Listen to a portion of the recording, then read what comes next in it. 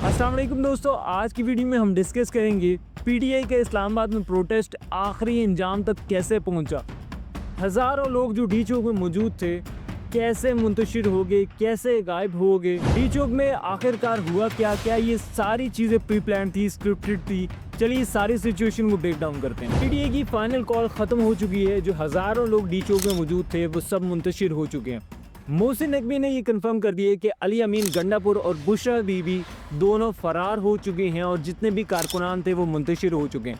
हत्ता कि वो लोगों के घरों में भी गए और उन्होंने तबाही मचाने की कोशिश भी की। अब हम दोनों पॉइंट ऑफ व्यू सामने रखते हैं। सबसे पहले हुकूमत का क्या पॉइंट ऑफ व्यू है वो हम आपके सामने रखेंगे। क्या चीज़ें हुई पीटीआई के कारकुनान के हवाले से, जो भी उन्हें चीज़ें बोली। दूसरी फिर हम पीटीआई के हवाले से बात करते हैं, उनका पॉइंट ऑफ व्यू क्या है, उन्होंने हुकूमत के हवाले से क्या क्या चीज़ें कहीं कि चीज़ें क्या हैं। हम दोनों पॉइंट ऑफ व्यू आपके सामने रखते हैं।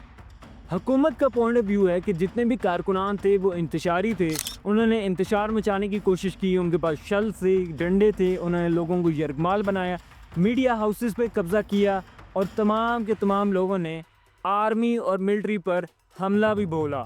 पीटीआई का कहना है कि हुकूमत के कहने पर घुप अंधेरे में रात को लाइट्स ऑफ करने के बाद डायरेक्ट फायर किए गए, स्नाइपर्स का इस्तेमाल किया गया, लोगों को अगवा किया गया और धमकियां भी दी गई। अब ये बात तो साफ है कि प्रोटेस्ट के दौरान सिर्फ बातों का और टीयर गैस का इस्तेमाल नहीं हुआ, बल्कि एक डायरेक्ट गोलियों का भी इस्तेमाल किया गया। रिपोर्ट्स के मुताबिक 28 लोग जो हैं वो घायल हो चुके हैं और 8 जाने गई हैं। अब आपको पिछली रात का भी याद होगा कि 4 एफसी और मिलिट्री के नौजवान शहीद हुए थे। हम उसका भी अफसोस का इजहार करते हैं।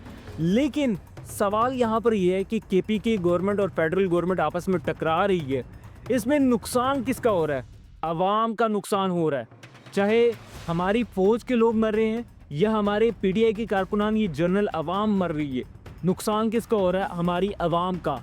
चाहे वो कत्ल हो रहे हैं, शहीद हो रहे हैं, आवाम बीच में रगड़ा खा रही है। अजीब बात यहाँ पर यह है कि हुकूमत की तरफ से कोई क्लेम नहीं किया गया कि उन्हें रात को ग्रैंड ऑपरेशन में किया क्या, लेकिन हम इस बात से अंदाज़ा भी लगा सकते हैं कि उन्होंने जैसे पहले धमकियाँ दी थी कि अगर आप डी चौक में आएंगे तो हम हर हथकंडा अपनाएंगे और डायरेक्ट फायर भी ओपन करेंगे, तो हम एक्सपेक्ट कर सकते हैं कि उन्होंने रात को गोलियां भी चलाई हैं। इस दफ़ा पीटीआई के कारकुनान को मैं दाद भी देना चाहूँगा, क्योंकि पिछली बार जितनी दफ़ा भी प्रोटेस्ट हुए हैं उन्होंने मुल्क के अमलाक को नुकसान पहुँचाने की कोशिश भी की है। कई डैमेजेस भी हुए हैं, कई दफ़ा आपको इंतशार नज़र आया, लेकिन इस दफ़ा काफ़ी ऑर्गेनाइज थे।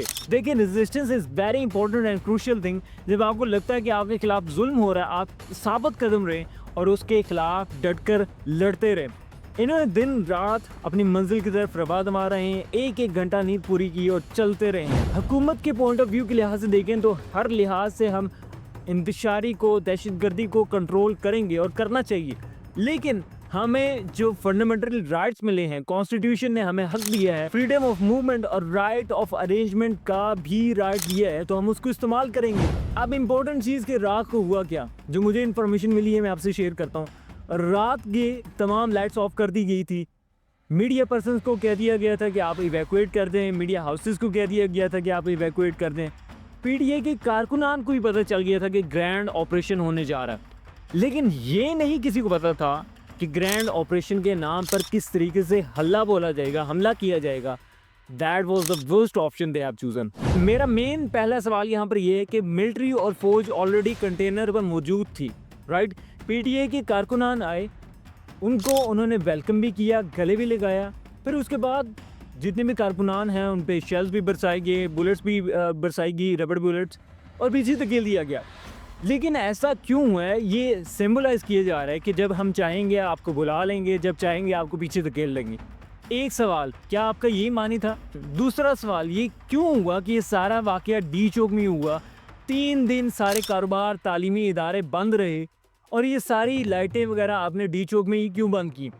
आप अगर इनको रोकना चाह रहे थे, आप केपीके और पंजाब की बाउंड्री पे भी रोक सकते थे, अटक पुल पे भी रोक सकते थे, क्यों यहाँ पे ही आके आपने इतना मेला लगाया? दोस्तों, कंक्लूजन की तरफ जाते हैं।